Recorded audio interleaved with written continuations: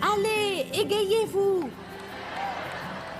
Décidez de jouir de la vie. Arrêtez de toujours résoudre quelque chose. Arrêtez de régler le monde et de commander tout le monde. Cessez de vous inquiéter de tout.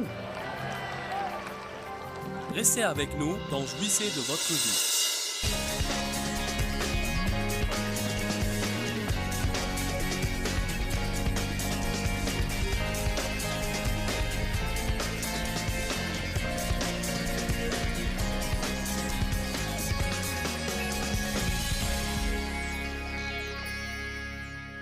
Le titre de mon message est la célébration de la vie. Je crois que si vous allez vivre, autant en jouir. Je dois admettre que j'ai vécu un bon nombre d'années sans beaucoup les apprécier. En quelque mesure, peut-être. Mais je ne crois pas que Dieu veuille en réalité qu'on ne savoure que des petites miettes de nos vies. Je crois qu'il veut plutôt qu'on se réjouisse du trajet en entier. Vous êtes d'accord avec moi? Je ne pense pas qu'on doive partager nos vies en ce peu de choses qu'on pense en fait pouvoir apprécier et toutes ces autres choses qu'on doit juste supporter. Allez, je vous parle ce soir. Il y en a beaucoup qui n'aiment pas vraiment leur vie et ne s'en réjouissent pas. Ils l'endurent tout simplement. Ils détestent leur travail, ils détestent ceci et cela, ils détestent faire le ménage, ils ont horreur de faire des courses. Ils détestent tondre le gazon et changer l'huile de la voiture. Ils détestent toutes ces choses et se demandent pourquoi ils n'ont aucune joie. On peut vraiment se réjouir de chaque aspect de nos vies si l'on apprend quelques principes et on change notre attitude.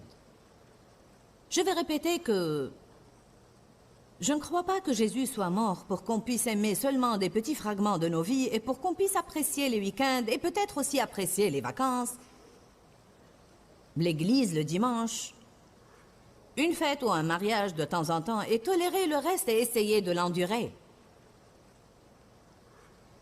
Il y a bien des années, j'en ai eu marre de n'être joyeuse que quelquefois et malheureuse la plupart du temps. J'ai commencé à comprendre ce que la Bible dit au sujet de la joie.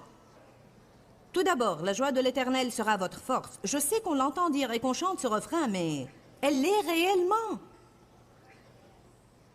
La joie de l'Éternel est notre force. Je ne pense pas vraiment que Satan s'intéresse tellement à nos biens. Mais il essaye d'infiltrer nos circonstances. On pense toujours que Satan est en train d'essayer de voler ceci, ou de voler cela, ou il veut voler quelque chose d'autre, ou bien il essaye de voler mon argent. Qu'a-t-il à faire de votre argent? Il ne court pas après l'argent. Il est après votre joie.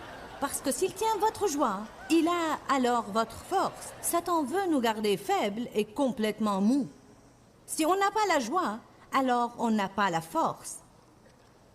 Allez maintenant, si on n'a pas la joie, on n'a pas... Mais vous dites, eh bien, ce n'est pas mon tempérament. Pour être franche avec vous, sachez que mon tempérament naturel est bien plus sérieux. J'ai toujours tendance à être profondément pensive, mais j'ai appris à devenir moins rigide. Qui ce soir a besoin de devenir moins rigide? Allons, combien de penseurs sérieux avons-nous ici? Combien d'entre vous sont toujours en train d'élucider quelques problèmes, de raisonner, toujours à essayer d'expliquer, de planifier?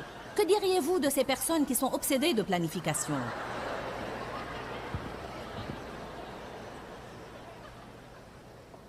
Laissez-moi vous poser une question sur la façon dont vous...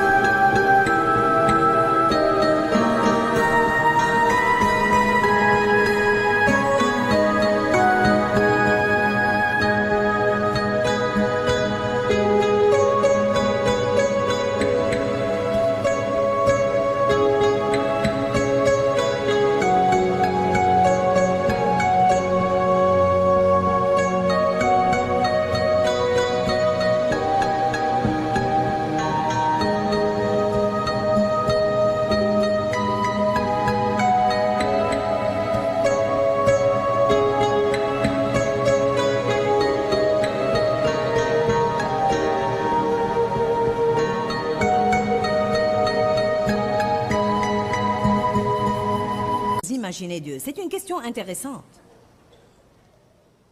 Pourquoi est-ce qu'on a l'habitude d'imaginer Dieu comme sérieux, strict, fâché et probablement pas content de nous? Je me demande combien de personnes l'imaginent réellement en train de rire, peut-être raconter une histoire drôle ou une plaisanterie, ou faire la fête. Eh bien,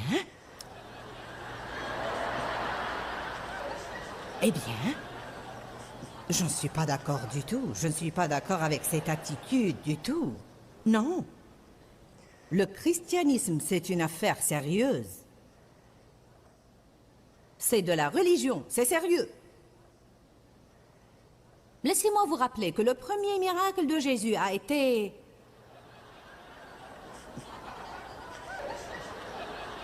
de changer l'eau en vin lors d'une fête.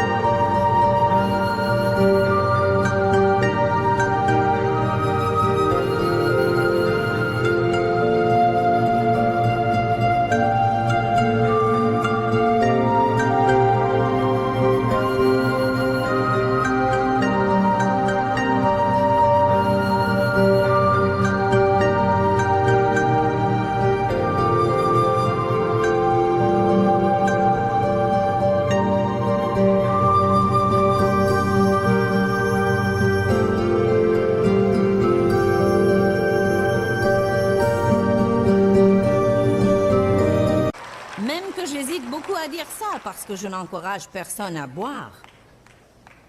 En fait, je le décourage vivement. Mais le point en est toujours que Jésus est allé à une fête.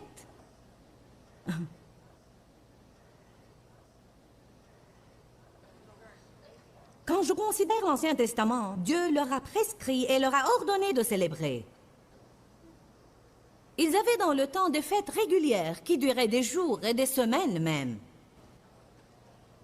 Où ils dansaient et se réjouissaient, ils mangeaient, ils chantaient, ils faisaient la fête et se livraient entièrement à la joie. Ils étaient commandés de le faire. Ce n'était pas un choix. Ça se produisait plus d'une fois par an.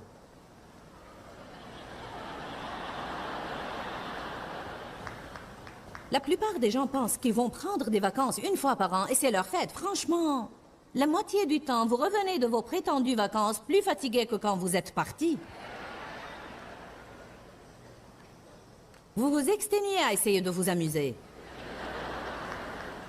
Puis vous avez besoin de vacances pour récupérer de vos vacances. En vérité, ce qu'on fait, c'est qu'on met trop d'efforts à se divertir et à essayer de s'amuser. Ce qu'on doit plutôt faire, c'est d'apprendre à jouir de toute la vie et d'éprouver et de ressentir de la joie dans tout ce qu'on fait. On doit s'assurer qu'on comprend le pouvoir de l'humour et essayer d'introduire un peu d'humour en tout et surtout rire de nous-mêmes. Car vous êtes la chose la plus drôle qui soit.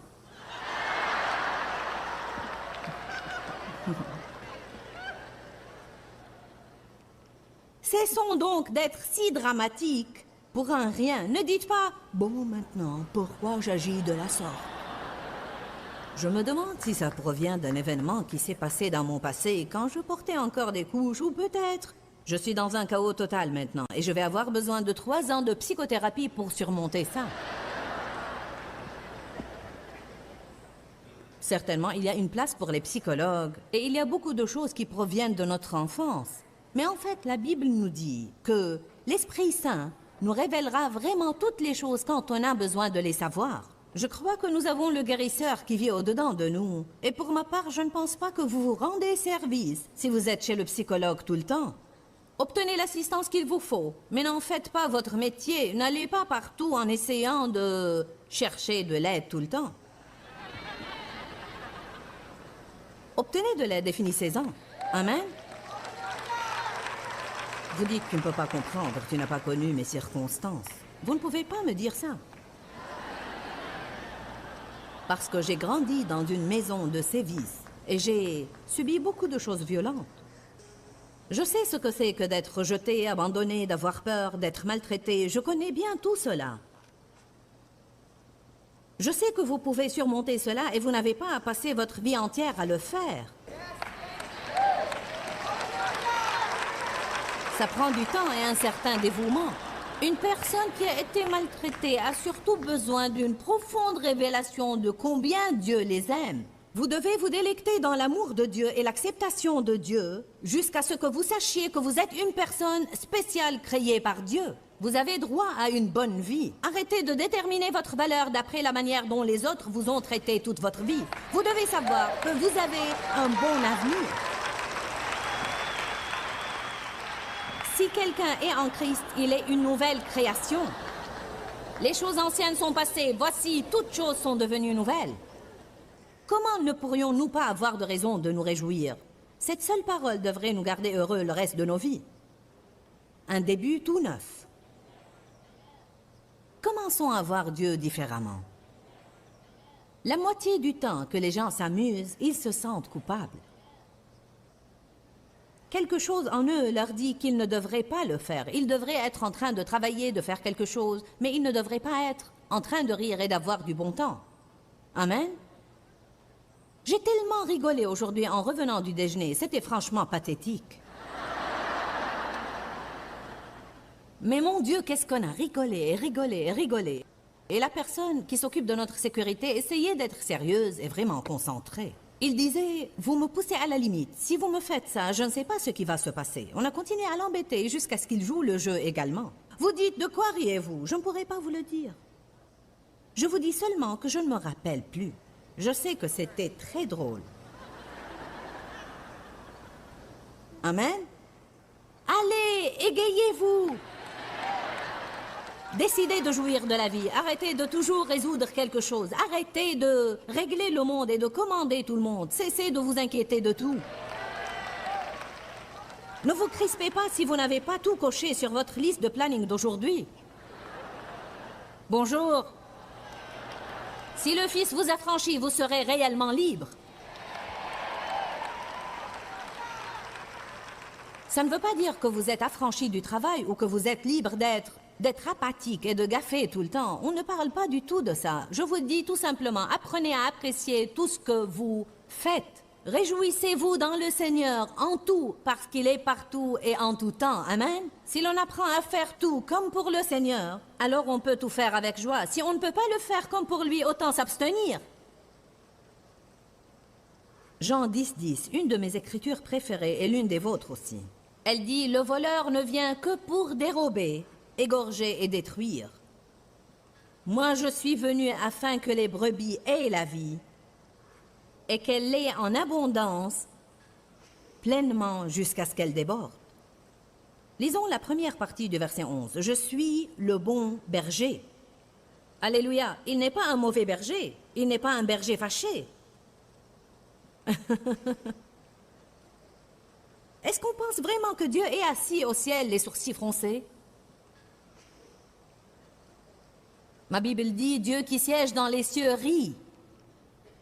Je vous parie qu'il y a de la joie dans le ciel à propos de cette conférence ce soir. J'imagine que Dieu est titillé de voir tous ces gens de milieux différents qui viennent à l'église et un jeudi soir en plus. Mon Dieu, on pourrait bien avoir un pentecôtiste assis à côté d'un catholique ou un luthérien ou un baptiste.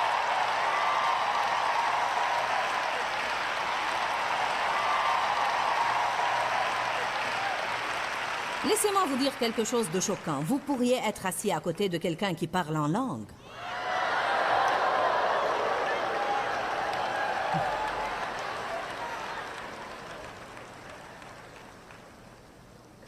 Qu'est-ce que vos amis pharisiens vont dire de cela?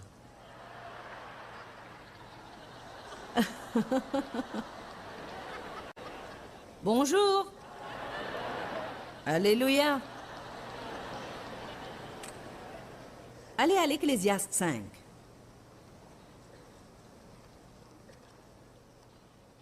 Que tout le monde dise, je vais jouir de ma vie.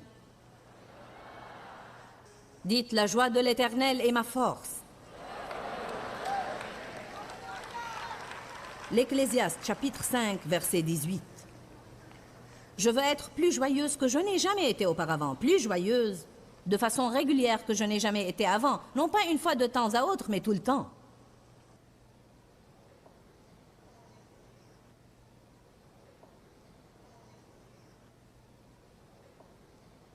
Salomon était un homme qui a tout essayé pour découvrir ce qui est important. Les versets 18 et 19 disent « Voici ce que j'ai vu.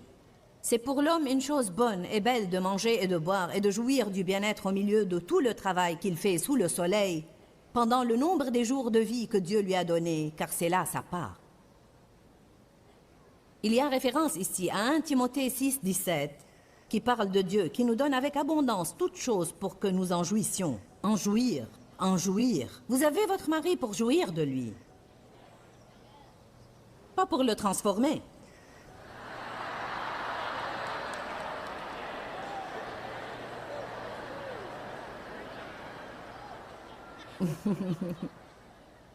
Bonjour. Si vous ne me croyez pas, je vous montrerai une parole dans 1 Pierre qui dit qu'une femme est supposée jouir de son mari. Comment puis-je jouir de lui avec sa façon d'agir? Je vais vous le dire, arrêtez de juger tout ce qui ne va pas en lui et cherchez quelque chose de positif et méditez sur ça. Jetez aussi un coup d'œil sur vous-même et rendez-vous compte que vous n'êtes peut-être pas le beau parti que vous pensez être non plus. Eh bien, c'est la vérité. On a tous des défauts, mais on ne voit pas les nôtres. On ne voit que les défauts des autres. Parfois, je ne sais pas comment mon mari a pu me supporter toutes ces années. N'essayez pas de dire Amen.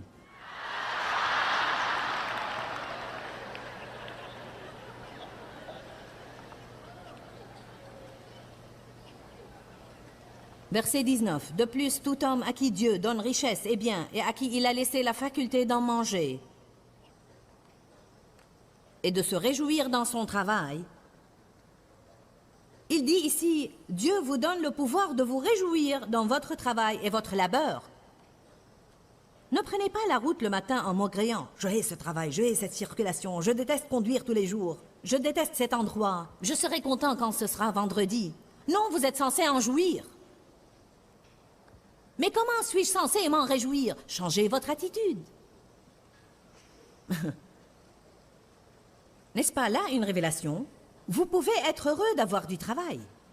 Vous pouvez être joyeux que vous ne faites pas la queue quelque part pour un potage ou que vous ne vivez pas sous un pont. Allez maintenant. Il y en a qui voudraient avoir votre travail et certains qui voudraient avoir votre mari ou votre femme.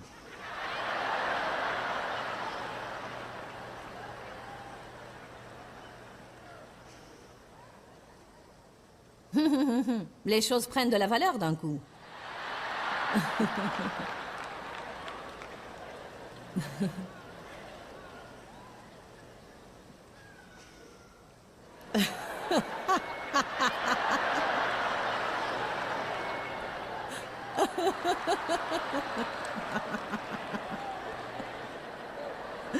Dieu ait pitié. Ouh, gloire. Savez-vous ce qui me plaît ici? Il dit, tout homme à qui Dieu donne le pouvoir de jouir de toutes ces choses. La différence entre un non-croyant et un croyant, c'est en fait que les non-croyants peuvent adopter certains principes et travailler dur et gravir les échelons du succès. Ils peuvent avoir beaucoup d'argent et un haut rang. Je suis sûre qu'on veut tous jouir de notre vie. On veut en fait célébrer la vie que Jésus est mort pour nous donner. Comme je le disais aujourd'hui, une des façons de s'y prendre, c'est de ne pas faire tout un plat de quelque chose qui n'en vaut pas la peine. Ne faites pas une montagne des taupinières. Ainsi, je veux vous rappeler d'être aussi simple que possible. Jouissez de la vie autant que vous pouvez, parce que Jésus-Christ est mort pour que vous ayez la vie et que vous l'ayez en abondance pleinement jusqu'à ce qu'elle déborde. Il y a un groupe de gens dans ce monde qui, s'ils n'appréciaient pas leur vie exprès, ils ne l'apprécieraient pas du tout, et ce sont nos frères et sœurs qui sont incarcérés dans les prisons.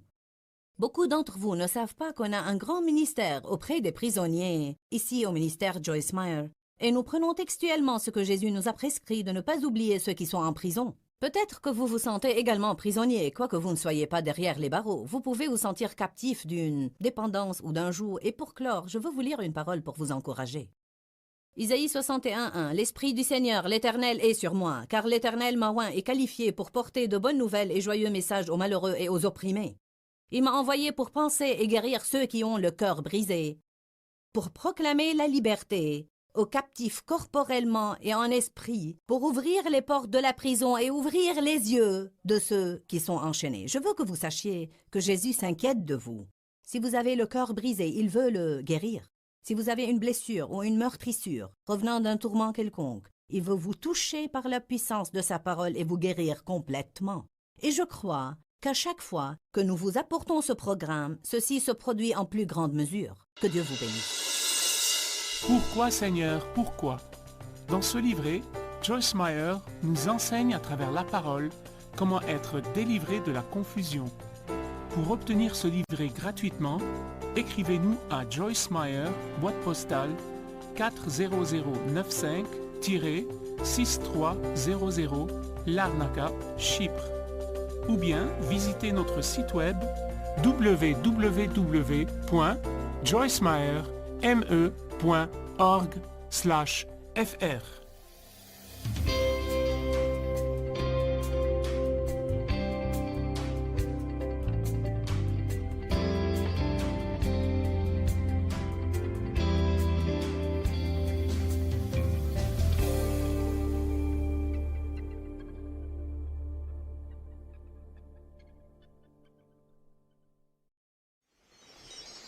Car je n'ai jamais pu être enfant. Je crois que tout adulte sain doit avoir également un enfant en lui. Vous devez encore avoir cette capacité de jouer, de rire des bévues, de rire de vous-même, d'avoir de l'humour, de prendre les choses gaiement. Ne savez-vous pas qu'on crée un grand nombre de nos propres problèmes parce qu'on fait des montagnes des taupinières? Restez avec nous dans Jouissez de votre vie.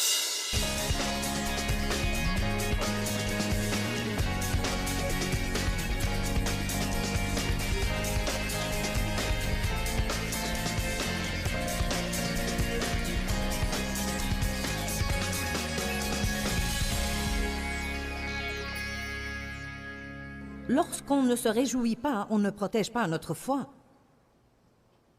La foi est vitale pour un chrétien. Si on perd notre foi, on n'a rien d'autre. Il n'y a rien d'autre pour nous soutenir si on ne garde pas vigoureuse notre foi. Ce n'est pas étonnant que la Bible dise « Le juste par la foi vivra », alors vivez par la foi et pour la foi. Tout ce qui ne procède pas d'une conviction de foi est péché. La foi, c'est mettre vraiment votre confiance en Dieu. Et si vous vous en remettez à Dieu, il va résoudre vos problèmes. Alors pourquoi pas vous réjouir dès maintenant? Parce que ce ne serait pas correct. Et pourquoi pas? Vous qui pourvoyez à vos enfants, souhaitez-vous qu'ils restent à pleurer et brailler dans leur chambre éternelle? J'ai besoin d'une paire de chaussures, je ne sais pas comment je vais les avoir. Mes chaussures sont usées et j'ai juste besoin d'une autre paire. Je m'inquiète que maman ne va pas pouvoir m'en procurer et je ne sais pas ce que je vais faire. Vous penserez qu'ils sont fous. Vous leur direz, mais on va acheter ces chaussures. Quand est-ce qu'on va les avoir? En temps voulu, on les aura. Vous ne voulez pas devoir vous expliquer à eux. Vous voulez juste qu'ils vous fassent confiance, qu'au bon moment, vous leur amènerez leurs chaussures. Que voulez-vous qu'ils fassent en attendant? Sortez et jouez. Ne restez pas dans votre chambre à pleurer, jouez. Est-ce qu'il y a quelqu'un dans ce bâtiment ce soir? Beaucoup de parents supposent que s'ils ne se font pas du souci au sujet de leurs petits, ils ne sont pas de bons parents. Dieu ne vous a jamais appelé à vous soucier. Il vous a appelé à prier. Croyez-le ou pas, il vous a appelé à jouir de votre vie. Jouir de votre vie. Certains d'entre vous sont venus d'un milieu comme le mien. Personne ne m'avait jamais appris que jouir de ma vie était une attitude correcte. Ainsi, je suis devenu un bourreau de travail, car c'était le seul cas où je sentais qu'on m'approuvait. Je peux me rappeler d'être corrigé pour avoir ri ou parce que je paraissais m'amuser. Ça n'est pas arrivé à vous tous, mais pour certains d'entre vous, ça l'est et c'est triste. J'ai vraiment vu mon enfance voler de moi. Et je suis devenue une adulte qui n'a pas eu un enfant en elle, car je n'ai jamais pu être enfant. Je crois que tout adulte sain doit avoir également un enfant en lui. Vous devez encore avoir cette capacité de jouer, de rire des bévues, de rire de vous-même, d'avoir de l'humour, de prendre les choses gaiement. Ne savez-vous pas qu'on crée un grand nombre de nos propres problèmes parce qu'on fait des montagnes des taupinières? J'ai quitté la maison pour aller au travail et je savais que j'avais, dans le naturel, un jour épouvantable devant moi. Ce jour-là, j'ai probablement pris 500 décisions et je ne pense pas que j'exagère. Je passais d'une réunion à une réunion et tout le monde venait avec leur pile de questions après questions et je devais prendre décision après décision. Quand j'étais sortie de chez moi ce jour-là, j'avais passé du temps avec Dieu et j'avais été dans la parole. Je suis allée à ma voiture et j'ai dit à voix haute, et toute seule, j'ai dit, aujourd'hui, je ne ferai pas tout un plat de n'importe quoi qui ne vaut même pas la peine qu'on s'en fasse à son propos. Savez-vous pourquoi? On a assez de choses majeures dont il faut nous occuper et on ne doit pas grossir exagérément l'importance des petites choses qu'on peut simplement laisser passer et continuer notre travail. Ça m'énerve quand je dois donner des petites directives à quelqu'un au bureau à propos de quelque chose. Je préférerais que tu le fasses comme ceci, pas comme cela. Ça m'a froissé, tu m'as blessé mes sentiments. Et alors vous devez passer 5 heures à essuyer leurs larmes. Mais remettez-vous donc un peu.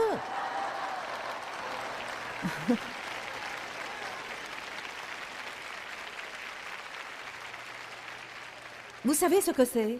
C'est une personne insécurisée qui a grossi exagérément l'importance de pas grand-chose. Bon, tu veux que je la fasse comme ça? Eh, Dieu soit loué. C'est toi qui signes l'échec de paye, je ferai comme tu voudras. On a une tenue vestimentaire. On veut que les gens aient l'air correct quand ils travaillent chez nous. Comme repasser vos vêtements et de petites choses comme ça. Je n'aime pas en fait que les dames portent des pantalons trop serrés et des jupes trop courtes. Et des choses comme ça. Et donc on a des directives. Les directives ne sont pas appréciées par tout le monde. L'avez-vous remarqué? Peut-être que vous êtes comme ça, vous n'aimez pas les directives. Certains n'aiment pas composter le rodateur. Bien pourquoi? Pourquoi ça dérangerait qui que ce soit s'il vient au travail à l'heure? Quelle différence si vous allez venir au travail à l'heure et partir à l'heure? Pourquoi ça vous ennuierait de composter un rodateur? Ça ne me semble pas raisonnable. On grossit exagérément l'importance des petites choses. On a eu un ministre de Chicago qui est venu il y a quelques semaines stimuler notre équipe de direction. J'ai bien aimé ce qu'il a dit. Si Dave et Joyce veulent que vous portiez votre manteau inversé, à l'envers, sens dessus-dessous, vous devez dire « Oui, chef ». Ah bon? Vous voyez, c'est grossir exagérément l'importance de ce qui ne vaut même pas la peine d'être mentionné. La raison pour laquelle vous ne supportez pas votre travail, c'est parce que vous ne voulez pas faire ce qu'on vous dit de faire.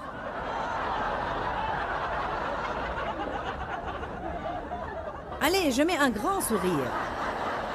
Je sais que c'était un gros morceau de viande, mais si vous l'avalez, ça peut changer votre vie. J'essaie juste de vous aider, ne me jetez pas des pierres. N'est-ce pas la vérité? En fait, on se bat contre tout ceci, je ne veux pas faire ça. Non. Tu te prends pour qui? Le patron. Oui, c'est qui je suis. C'est nous qui avons la responsabilité finale, c'est nous qui devons payer les factures et qui devons batailler et lutter. Ça devrait nous donner un peu d'autorité. Rien ne me contrarie plus que quelqu'un qui est arrivé il y a à peine 6 mois et qui s'imagine vouloir diriger mon ministère. Je pense que tu dois, et je ne pense pas que tu devrais. Je pense qu'il faut, et moi je sens... Je me sens comme Paul. Mais laisse-moi tranquille, je porte sur mon corps les marques du Seigneur Jésus-Christ. Tu ne sais même pas de quoi tu parles. Amen. Dieu soit loué, alléluia.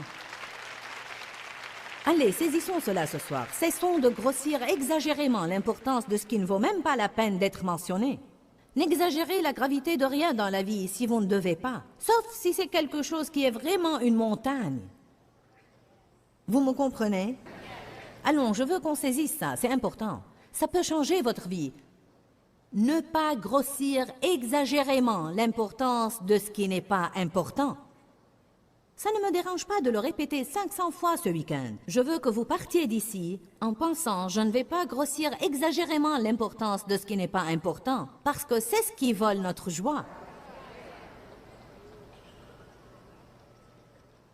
Certains d'entre vous, vous êtes fatigués de votre mariage, ou déçus de vos enfants, ou malheureux chez vous, ou quoi que ce soit. Si seulement vous pouviez avoir une nouvelle attitude, recensez vos bénédictions, et arrêtez de grossir exagérément l'importance de ce qui n'est pas important. Laissez-moi vous poser une question. Toutes les choses dont vous avez fait tout un plat le mois dernier, tout ce dont je me suis soucié exagérément, si je meurs ce soir, laissez-moi vous demander, quelle importance aurait-elle demain?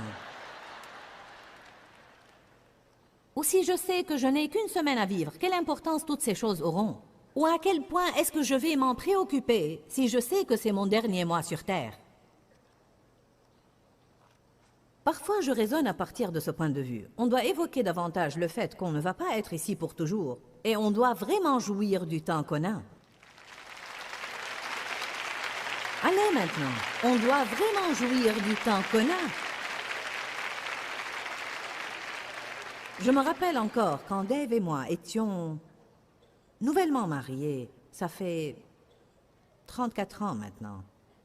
Nous étions nouvellement mariés et j'étais vexée par quelque chose tout le temps. Je fulminais contre Dave et ne lui parlais pas des jours, parfois des semaines. Un jour que j'avais été toute renfrognée et morne, et vous savez, je n'ai connu Dave que toujours joyeux. Il est né joyeux et il l'est encore.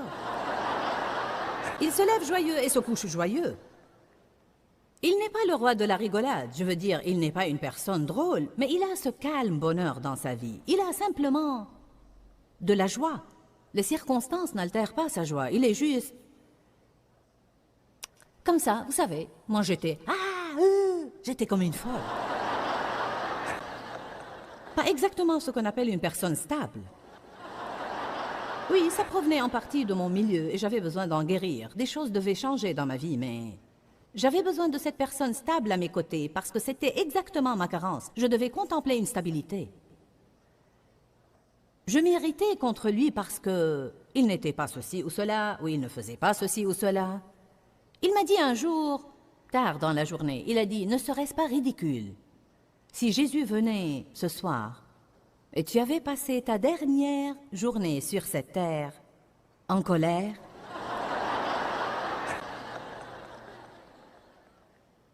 Je veux le dire une fois de plus.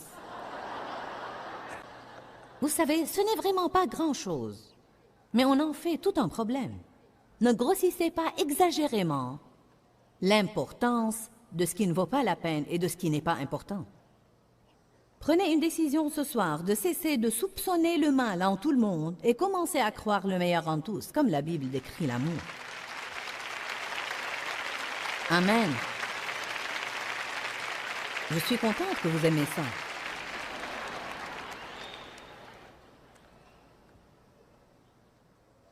Néhémie 8, verset 10 dit « La joie de l'Éternel est notre force ». Nous allons relire cette parole dans des messages suivants, mais parlons un peu maintenant des choses qu'on peut célébrer.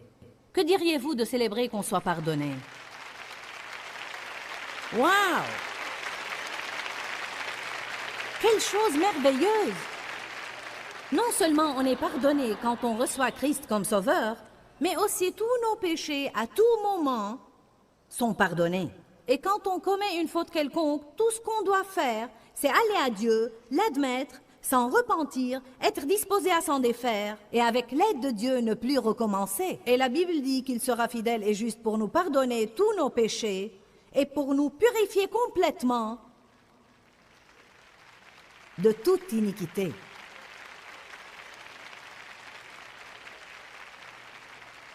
Vous regardez quelqu'un qui ne va pas aller en enfer, j'en suis bien heureuse.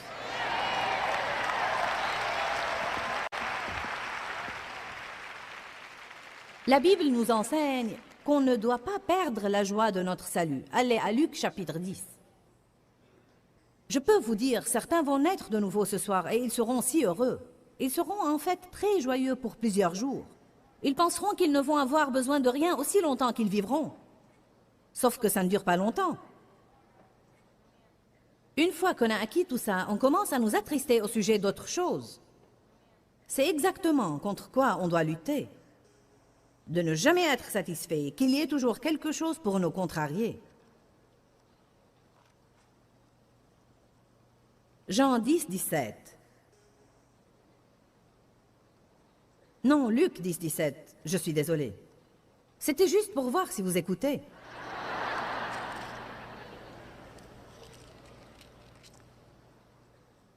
Alléluia.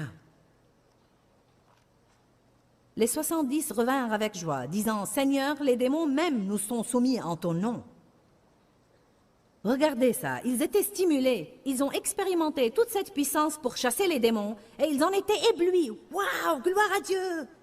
Alléluia! Waouh, on a cette position de pouvoir maintenant. Jésus leur a dit, « J'ai vu Satan tomber du ciel comme un éclair. Voici, je vous ai donné pouvoir et autorité complète de piétiner les serpents et les scorpions, et je vous ai donné la force physique et mentale sur toute la puissance de l'ennemi. Rien ne pourra vous nuire. Cependant,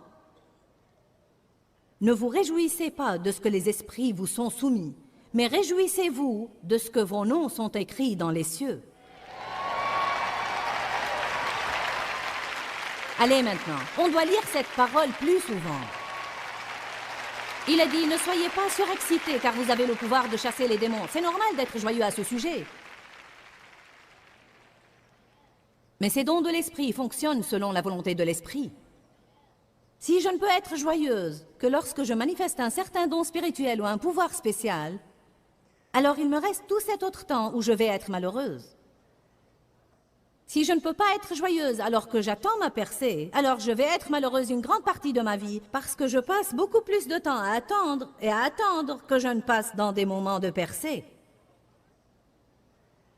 Dès que vous recevez ce que vous espérez actuellement, vous en serez joyeux pour peu de temps et vous commencerez à souhaiter autre chose. Vous sèmerez un autre grain de foi en libérant votre foi dans la prière. Vous priez Dieu pour autre chose et vous passez de nouveau dans le temps d'attente.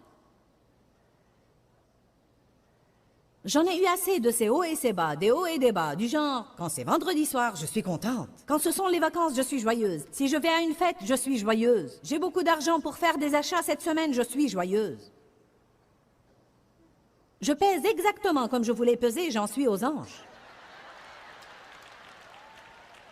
Tous mes enfants ont eu de bonnes notes, je suis joyeuse. Si la pluie a fait rater la partie de golf de mon mari, je suis ravie. Vous me suivez? J'en avais assez de n'être joyeuse que quand et si. J'ai voulu être simplement joyeuse. Vous êtes là ce soir?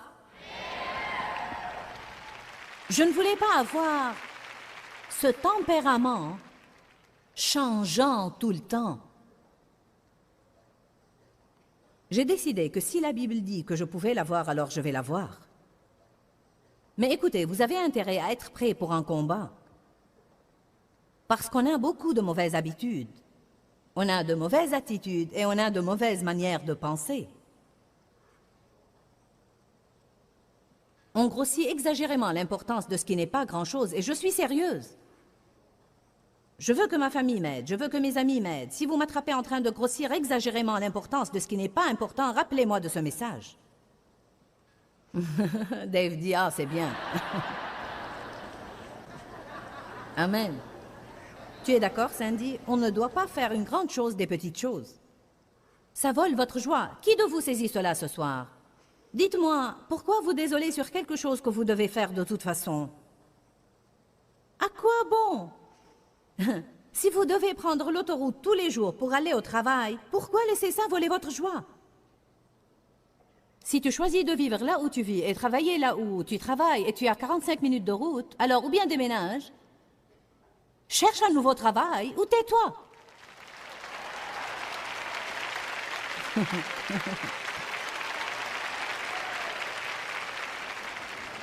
Le choix est bien petit. Vous dites, je n'aime pas trop qu'une prédicatrice me dise de me taire. Je suis sûre qu'on veut tous jouir de notre vie. On veut en fait célébrer la vie que Jésus est mort pour nous donner. Comme je le disais aujourd'hui, une des façons de s'y prendre, c'est de ne pas faire tout un plat de quelque chose qui n'en vaut pas la peine. Ne faites pas une montagne des taupinières. Ainsi, je veux vous rappeler d'être aussi simple que possible.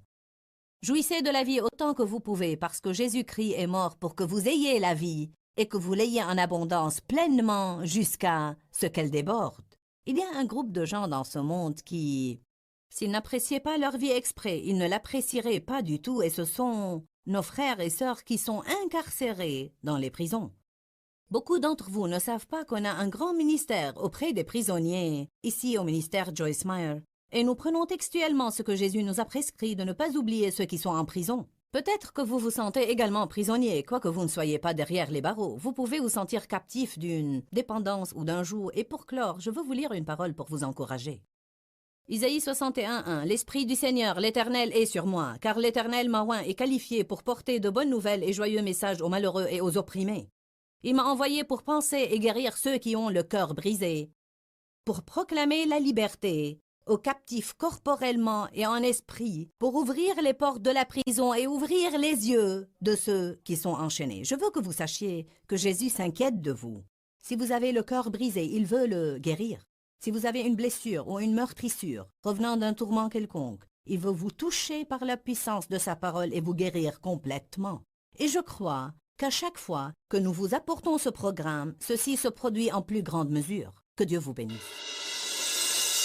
Pourquoi Seigneur, pourquoi? Dans ce livret, Joyce Meyer nous enseigne à travers la parole comment être délivré de la confusion. Pour obtenir ce livret gratuitement, écrivez-nous à Joyce Meyer, boîte postale 40095-6300 Larnaca, Chypre. Ou bien visitez notre site web www.joycemeyer.org/fr.